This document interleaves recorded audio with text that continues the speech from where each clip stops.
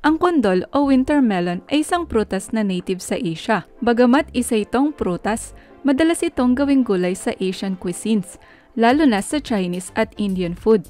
Pwede itong igisa, gataan, o di kaya ay gawing candy. Madalas ding isama ang kondol sa milk tea. Kaya naman sumikat ang flavor ng winter melon milk tea. Mild lang ang flavor ng kondol. Meron din itong cooling properties at high water content. That's why ang winter melon milk tea ay perfect na inumin tuwing summer dahil sa refreshing flavor nito. Pero bukod pa doon, mayaman pala sa essential vitamins at minerals ang kondol. Ang ilan sa mga nakakamanghang benefits nito ay number 1, pinopromote ang eye health. Karamihan sa mga problema sa paningin ay dulot ng kakulangan sa riboflavin o vitamin B2. Ang kakulangan sa mga vitamins na ito ay posibleng magdulot ng night blindness. Fortunately, mayaman sa vitamin B2 ang kondol. Ang isang serving ng kondol ay nagtataglay ng humigit kumulang 11% ng recommended daily intake ng vitamin B2. Ayon sa mga pag-aaral, ang pagkonsumo ng vitamin B2 ay nakakatulong upang mabawasan ang risk ng eye disorders. Ito ay nakakatulong upang maiwasan ang mga sakit sa mata tulad ng cataracts, glaucoma, at keratoconus. Mayroon ding taglay na iba pang antioxidants ang kondol na nakakatulong upang mabawasan ang oxidative stress sa retina at maiwasan ang macular degeneration. Mataas din ang vitamin C content ng kondol na mahalaga sa lens ng mata. Kaya naman, makakabuti ang regular na pagkain ng kondol sa ating eye health. Number 2, pinopromote ang heart health. Dahil ang kondol ay mayaman nga sa vitamin C at meron din itong potassium, that's why ito ay proven at tested na pagkain upang maprotektahan ang cardiovascular health. Ang potassium ay nagsisilbing vasodilator. Ito ay nakakatulong upang mapababa ang blood pressure sa pamamagitan ng pag-alis ng tension sa veins at blood vessels. As a result, nakakadaloy ng maayos ang dugo sa katawan. Piniprevent nito ang mga heart problems at pinapababa ang risk ng coronary heart disease. Samantala, ang vitamin C na matatagpuan sa kondol ay nakakatulong upang maiwasan ang heart stroke. Ayon sa pag-aaral, mababawasan ng 42% ang chance ng stroke sa mga taong may sapat na vitamin C sa katawan. Ang kondol ay nagtataglay ng 19% vitamin C na nakakatulong upang maiwasan ang stroke. Mayroon ding taglay na soluble fiber ang kondol na nakakapagpababa ng fat at cholesterol sa katawan. Number 3, pampalakas ng immune system. Gaya nga ng sinabi kanina, ang kondol ay nagtataglay ng 19% recommended daily intake ng vitamin C, isang powerful antioxidant na nakakapagpataas ng immunity. Ini-stimulate nito ang production ng white blood cells na nagbibigay proteksyon laban sa pinsalang dulot ng free radicals. Piniprevent din nito ang pagkasira ng healthy cells. Mayroon ding sapat na zinc ang kondol, na isa ring mahalagang mineral para mapanatiling healthy ang immune system. Number 4, pinapanatili ang energy levels. Kung madalas kang nanghihina o tinatamad, maaaring mababa ang energy levels ng iyong katawan. Buti na lang, mayaman sa vitamin B2 ang kondol, na mahalaga upang mapanatiling maayos ang function ng brain, nerve, digestive at hormone. Kino-convert nito ang food papuntang glucose na ginagamit sa production ng energy. Ang kakulangan sa vitamin B2 ay nagdudulot din ng maling digestion ng fat, protein at carbohydrate na kailangan sa paglago at pagsasaayos ng katawan.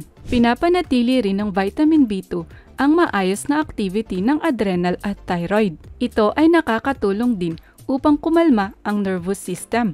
Kinokontrol din nito ang chronic stress at hormones. In short, ang kondol ay nakakatulong sa hormonal balance at pagpapanatili ng energy levels upang tayo ay makakilos ng maayos. Number 5, nakakatulong sa digestive system at weight loss.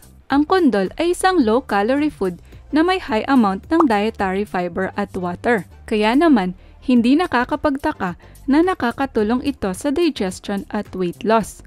Ito ay mayroong taglay na soluble fiber na nakakapagpabagal ng digestion at nagpo-promote ng feeling of fullness o pagkabusog.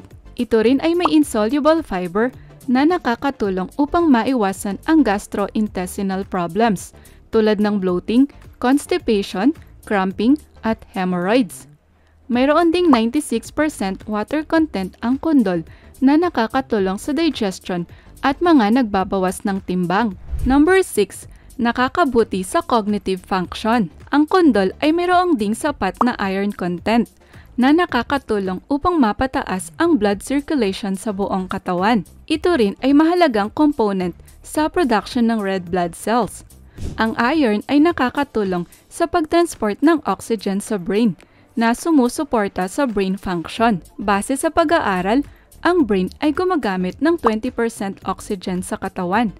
Ang kakulangan sa iron ay nagdudulot din ng mental problems, masama sa memory, at learning difficulties sa mga sanggol at bata. Therefore, ang iron na taglay ng kondol ay nagpupromote ng brain health. Number 7. Panlaban sa kidney problems. In traditional medicine, ang kondol ay ginagamit pang detoxify sa katawan dahil sa taglay nitong diuretic properties. Pinopromote nito ang urination upang maalis ang toxins, fats, salts, at excess water sa katawan. Ang regular consumption ng kondol ay nagbibigay proteksyon sa mga kidney. Pinapababa nito ang blood pressure at cholesterol levels. Pinapaganda rin nito ang immunity at ang function ng kidneys. Number 8. Pang-control sa diabetes. Dahil sa taglay na healing properties ng kondol, ito rin ay mainam sa mga diabetic patients. Mababa rin ang calories nito. So ito ay maaaring isama sa diet ng mga diabetic. Ayon sa mga pag-aaral, ang kondol ay nakakatulong upang mapababa ang blood sugar levels ng mga pasyenteng may type 2 diabetes mellitus. Pinapababa rin nito ang triglyceride at insulin levels. Furthermore, ang kondol ay nagtataglay ng fiber, beta-carotene, potassium at vitamin C. Number 9. Nagbibigay proteksyon laban sa cancer. Ang vitamin C na taglay ng kondol ay isang potent antioxidant na pumipigil sa pinsalang dulot ng free radicals, pollutants at iba pang toxic elements. Sinusugpo nito ang free radicals na nagdudulot ng iba't ibang uri ng sakit tulad ng arthritis, cancer at heart disease. May taglay na biochemical compounds ang kondol na pumipigil sa pinsala ng carcinogens at sa pagkalat ng malignant cells. Ito rin ay nagtataglay ng carotenoids na nakakapagpababa ng risk ng colon cancer. Ang buto ng kondol ay mayaman din sa polyunsaturated fatty acids na maaaring makatulong upang maiwasan ang cancer. Number 10. Nakakatulong sa growth at development. Maliban sa pagpapalakas ng immunity, ang vitamin C na taglay ng kondol ay nakakatulong din sa growth at development ng katawan. Pinopromote nito ang production ng collagen, isang uri ng structural protein na mahalaga sa pagbuo at pagsasaayos ng bones, tissues, blood vessels, cells, at muscles. Therefore, kung ikaw ay nasa developmental stage o nagpapagaling mula sa sakit o injury, ang pagkonsumo ng kondol ay mainam dahil sa taglay nitong vitamin C. Although beneficial ang kondol sa ating kalusugan, mayroon din itong possible side effects na dapat tandaan, tulad ng number 1, digestive problem. Dahil sa taglay na high protein ng kondol, ito ay maaaring magdulot ng digestive problem, kagaya ng indigestion o impatcho. Dahil mayaman sa potassium din ang kondol, kung naparami ang nakain mo, ito ay posibleng magdulot ng pagduduwal, sakit sa tiyan at pagtatae. Kaya naman, pinapayuhan na konti lang ang kainin na kondol.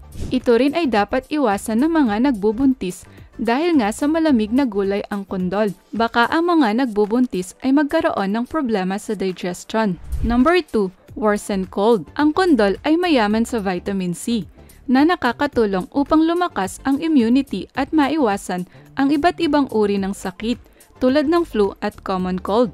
However, maaari ring lumubha ang sipon kapag kumain ng kondol dahil sa taglay nitong natural cooling effects. Kaya naman ito ay dapat iwasan ng mga taong may sipon. Number 3. Increases kapha. Maliban sa cooling properties, ang mahihinog pa lang na kondol ay nakakapagpataas ng kapha. Ang kapha ay nagdudulot ng mucus formation at pagkitid ng arteries. As a result, mapipigil ang daloy ng hangin papunta sa baga at ito ay magdudulot ng kahirapan sa paghinga. Therefore, ang kondol ay dapat iwasan ng mga taong may sipon, asthma o bronchitis. Ano ang recommended daily intake ng kondol? Ang madalas na pagkonsumo ng kondol ay mainam upang lumakas ang cognitive function, lalo na sa mga bata. Mabilis ding matunaw ang kondol dahil madami itong taglay na tubig. Gayunpaman, pinapayuhan na limitahan ang pagkonsumo ng kondol o winter melon juice sa isang maliit na baso kada araw. Kung ikaw naman ay may digestive problem o mahina ang pantunaw, mainam na bawasan ang pagkain ng kondol upang maiwasang maimpatsyo. Pinapayuhan din na kumonsulta muna sa doktor ang mga taong may karamdaman o nagbubuntis bago kumain ng kondol. Ikaw, paborito mo din ba ang winter melon milk tea flavor?